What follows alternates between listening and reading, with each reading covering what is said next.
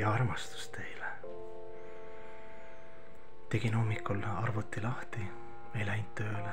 Naabrimees, IT-ints, tuli appi, ütles, et sul on postkastid ummistunud, sellepärast arvuti tööta.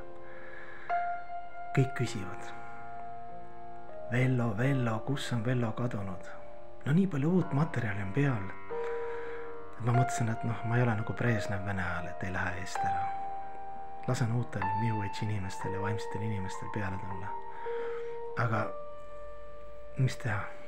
Nõudlus on, tuleb vastu tulla. Sellepärast, kuna konkurents on suur, omal ajal tegin palju vaimseid üritusi, teenisin raha ka selle pealt, mis on parem kui lihtsalt mingid materialistide papi tegemise vabrikud.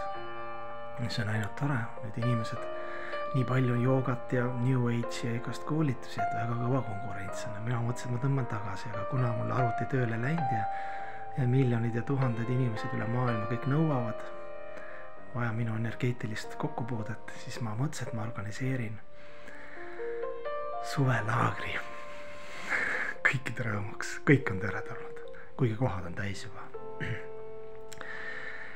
1000 euri, 3 kuud, töö ja paastulaager. Minu talu maa, mis ma nüüd ostsin, on vaja seal 11 kobestada hommikust õhtuni. Lõbus ühendus õhk, maa, tuli, vesi, eeter, 5 elemendiga, töö ja samal ajal paast. Samal ajal linnainimesed eriti on teretulnud, et need igasugused kiiksud teil, nahkpüksid ja kollased sokid ja igast tabletid, et võõrduksite sellest, oleks loodusega ühenduses, selles praktilises maatöös ja samal ajal paast ka. 1000 euri kuu, 3 kuud siis 3000 euri.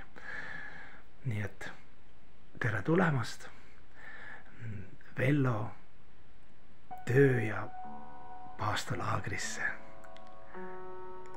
Ennem kanname raha, siis räägime edasi. Nii, ja ma tahtsin teile ka uudise tuua, et ma olen juba ka ei ole esimeses nooruses kuidagi komistad ja kuidagi selline kabakäpp natukene, eks, mis siis, et sisemiselt ma olen ennast teadvustanud, valgustunud hing. Aga keha jah, ikka keha masina. Siis ma mõtlesin, et ma innustan teisi kõiki ka, et leidma enda sees midagi uut. Öeldakse, et Ajurvedas ka, et pärast 33 aastat tuleb inimene peab hakkama tegelema erinevate kunstidega, laulmine, tants, mis iganes see on. Kuna see keha vananemisprotsess on psüühiliselt väga raske inimesele. Ja mina ka üks päev komistan nii ja järsku mul tuli, tegelikult öösel tuli nagu see valgustus peale ja ingel tuli, ütles, et sa oled baleriin, ballett on sinu. Ja ma nagu mõtlesin, mis asja, et ma olin vana koba käpp, et mul need sukkpüksis poisid, kes seal arvasti peal, et mul ei ole kunagi nagu nii fänn olnud.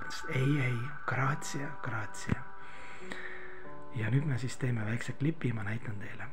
Näiteks, sa võtad mingi asja, võtad seal, padja võtad, jälle kukkus maha, koba käpp vanast peast.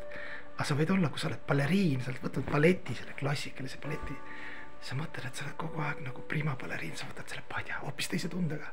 Hapa. No klassikaliselt.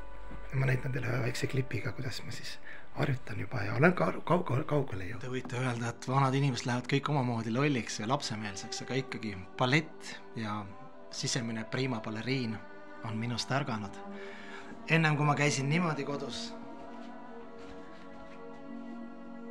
lõin ära ennast kobakäpp vana keha, siis nüüd tänu balletile vaadake, kuidas ma liigun.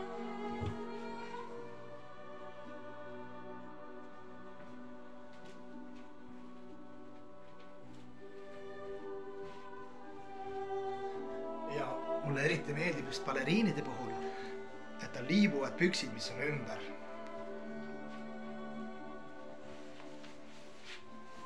Hommikul pandab sisse. Ja tavaline hommikurutiin.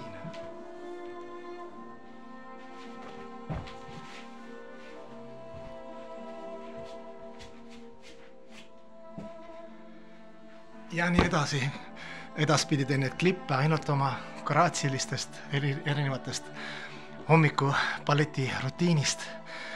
Ja uskuge mind, natuke ta võimale, et see toob ellu graatsiat, aga ärge kartke võtma uusi hobisi ja hoolimata vanusest ja kõigest, need mul isegi jutt ei takerdub, aga keha on nüüd saanud täiesti uue sellise, noh, mitte surev loik, aga ikkagi tantsijoo loige mõõtmed.